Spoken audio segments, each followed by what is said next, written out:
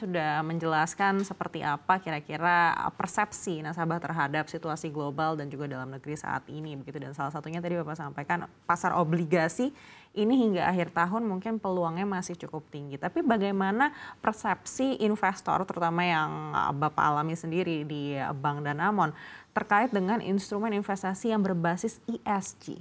Apakah nasabah prioritas ini juga cukup tertarik dengan segmen ini atau sebenarnya kembali lagi ke imbal hasilnya berapa? Iya, jawaban singkatnya mungkin masyarakat terutama untuk nasabah-nasabah prioritas ya, mereka masih fokusnya terhadap return gitu ya. Namun sebenarnya yang perlu dilihat dari instrumen investasi yang berbasis ESG ini tidak hanya mempertimbangkan sisi keuntungan finansial, namun ada aspek kontribusi yang positif terhadap dampak investasi yang berkelanjutan untuk lingkungan dan masyarakat di masa depan. Jadi ada poin sampingannya seperti itu. Nah, tidak hanya itu saja, namun kalau suatu perusahaan itu menggunakan prinsip ESG, maka investor itu sebenarnya bisa berinvestasi dengan perusahaan-perusahaan yang mempunyai fundamental yang baik dalam jangka panjang. Karena kalau perusahaan itu memiliki peringkat ESG yang baik, biasanya mempunyai praktek good corporate governance atau GCG yang baik dan operasional perusahaannya juga lancar karena tidak ada kontroversi dari karyawan, masyarakat sekitar, misalnya seperti itu ya, dan ataupun regulator gitu. Jadi kalau perusahaan tersebut mengedepankan prinsip ESG, maka biasanya itu perusahaannya itu udah well established dan memiliki kinerja yang baik. Kemudian saya mencoba untuk mengambil data terutama dari Nielsen gitu ya, bahwa 75% dari milenial itu memiliki kesadaran lingkungan yang tinggi. Jadi ini sebenarnya juga mempengaruhi pola pengambilan keputusan mereka dalam berinvestasi. Jadi mereka lebih milih produk yang ramah lingkungan. Dan milenial, Gen Z itu memiliki kesadaran tinggi untuk isu perubahan iklim. Namun apabila kita melihat secara global, AUM yang berbasis ESG ini mencapai rekor total aset under management itu sekarang udah 3,9 triliun dolar. Di tahun 2023 tengah sudah naik dari 2,5 triliun ke 3,9 triliun. Jadi ini kami melihat bahwa sekarang semuanya bergerak ke arah ESG nih. Kalau dari nasabah-nasabah privilege kami sendiri, kami mempunyai beberapa produk yang berbasis investasi ESG seperti reksadana BNP Paribas Srikahati, Eastspring Investment IDX ESG Leaders, kemudian BRI MSCI Indonesia ESG Screen. Nah, ada satu fakta yang menarik juga bahwa ada Great Wealth Transfer Phenomena.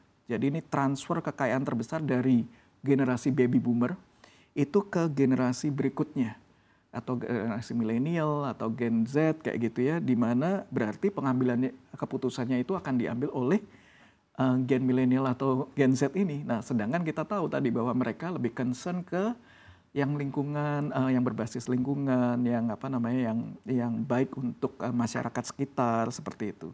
Jadi kami melihat bahwa ada data juga dari Global Sustainable Investment Alliance bahwa instrumen investasi dengan ESG di mandatnya ESG itu secara global tumbuh ke 46 triliun US dollar dari 39 triliun US dollar dalam waktu setahun, sehingga ini menunjukkan bahwa trennya ke arah sana dan tahun ini diperkirakan bahwa total dana kelolaan instrumen yang berbasis ESG ini akan melebihi dana instrumen investasi konvensional. Baik, kalau dilihat secara year on year berapa persen pertumbuhannya dari nasabah prioritas yang mungkin biasa menggunakan instrumen investasi konvensional ke instrumen investasi yang berbau ESG? Kami melihat bahwa kalau dari tahun ini, temanya karena tahun ini itu adalah ada pemotongan suku bunga kayak gitu ya. Justru pertumbuhan aset under management itu ditopang oleh produk-produk obligasi. Jadi kalau dari kami di Danamon Privilege mencerminkan bahwa minat masyarakat ini terutama untuk yang nasabah kelas atas, mereka melihat, mereka membaca market kayak gitu ya. Mereka membaca market bahwa ini ada penurunan suku bunga, maka instrumen yang paling tepat itu sebenarnya adalah obligasi gitu. Karena setiap kali ada pemotongan suku bunga, maka nilainya akan meningkat.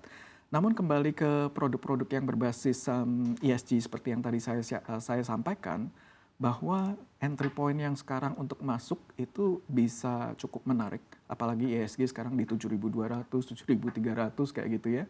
Tentunya dengan forward PE itu 12%, 13% itu tentunya akan memberikan suatu potensi keuntungan yang baik kayak gitu ya. Nah, dari kami sendiri, kami melihat bahwa kalau dari nasabah Danamon Privilege, mereka masih, terutama kalau yang sudah mempunyai produk investasi sebelumnya, mereka mau tuh untuk membalance investasinya sebagian ke produk-produk obligasi. Karena tahun depan temanya masih ada pemotongan suku bunga, namun sudah ada, kami coba untuk arahkan, kami coba advice bahwa ke arah produk-produk yang agak agresif seperti reksadana saham dan salah satunya yang berbasis ESG ini.